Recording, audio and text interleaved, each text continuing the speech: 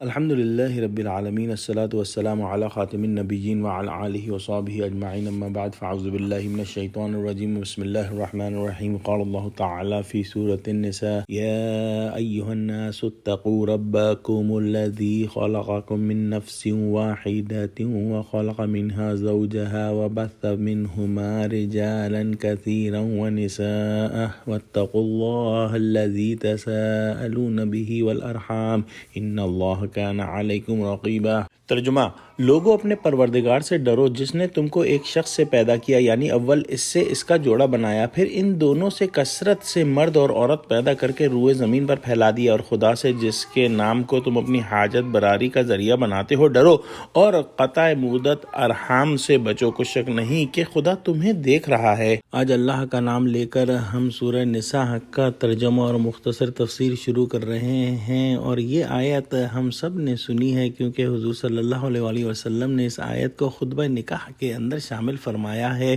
اور ہر خطبہ نکاح میں یہ آیت پڑھی جاتی ہے۔ اس آیت کے اندر اللہ سبحانہ وتعالی نے تمدن کی جڑ یا اس کی بنیاد کا ذکر فرمایا ہے، جو کہ ایک مرد اور ایک عورت کے رشتہ ازدواج میں منسلک ہونے کے بعد شروع ہوتی ہے، اور یہ مرد اور عورت کا جوڑا جو ہے اسی سے تمدن وجود میں آتا ہے، اور یہ پہلا جوڑا حضرت آدم اور حضرت حوا علیہ السلام کا ہے۔ حضرت آدم کی تخلیق کے بعد حضرت حوا کو حضرت آدم کی پسلی سے تخلیق فرمایا۔ حضرت ابن عباس رضی اللہ تعالیٰ عنہ سے روایت ہے کہ حضرت آدم کے 20 لڑکے اور 20 لڑکیاں پیدا ہوئیں، انہی سے آگے نسل چلی جس سے کروڑوں انسان مرد اور عورت زمین میں پھیل گئے۔ ایک نہایت اہم بات سمجھنے کی یہ ہے کہ یہاں پر تقوی کی جو ہے تکرار ہے۔ پچھلی سورہ آل عمران بھی تقوی پر ختم ہوئی، اور یہاں پر پہلی آیت کے اندر 2 دفعہ تقوی کا حکم ہے۔ یہ تقوی جو ہے وہ روح ہے نیکی کی، کیونکہ قوانین کتنے ہی اچھے ہوں،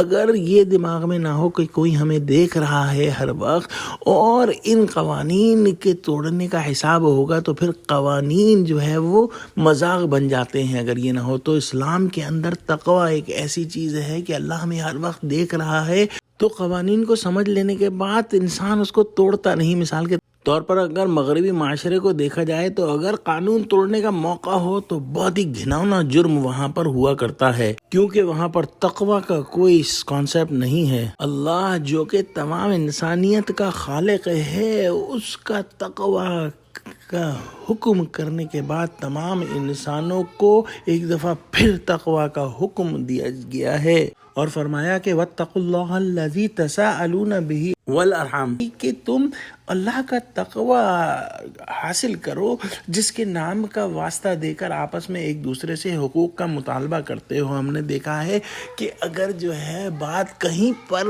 اٹک جائے اور آگے نہ بڑھ رہی ہو تو آخری بات یہی کہی جاتی ہے کہ اللہ کا نام لو، اللہ کے لیے جو ہے اس معاملے کو درست کرو، یا اللہ کے لیے ہمارے اس کام کو پورا کرو۔ اور اس کے بعد فرمایا والارحام، ارحام جو ہے رحم کی جمع ہے، اور رحم عربی زبان میں یوٹرس یا بچہ دانی کو کہا جاتا ہے، جس کے اندر بچے کی پرورش ہوتی ہے۔ یہ ایک ایسی چیز ہے جس سے ہمیں بہت زیادہ ڈرنا چاہیے اور بچنا چاہیے، لیکن بدقسمتی سے اس پر زیادہ توجہ نہیں دی جاتی ہمارے معاشرے میں۔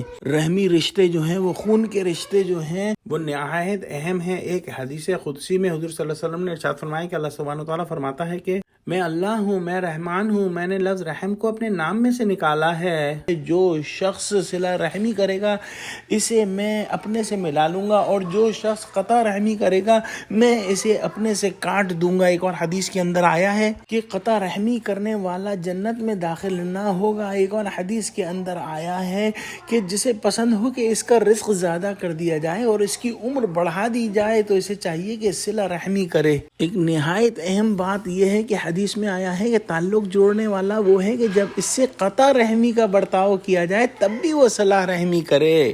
گویا جو رحمی رشتے زیادتی کریں آپ سے، آپ ان سے ملیں۔ آخری بات یہ بیان ہوئی کہ اللہ تم پر نگران ہے، گویا اللہ ہر لمحہ تمہیں دیکھ رہا ہے، اور یہی تقوی کی جڑ اور بنیاد ہے۔ اگر یہ یقین ہو جائے تو انسان برے کاموں سے بچ جائے۔ دعا کرتے ہیں کہ اللہ ہم کو قرآن کا فہم عطا فرما، آمین۔ وآخر دعوانا الحمدللہ رب العالمین، والسلام علیکم ورحمۃ اللہ وبرکاتہ۔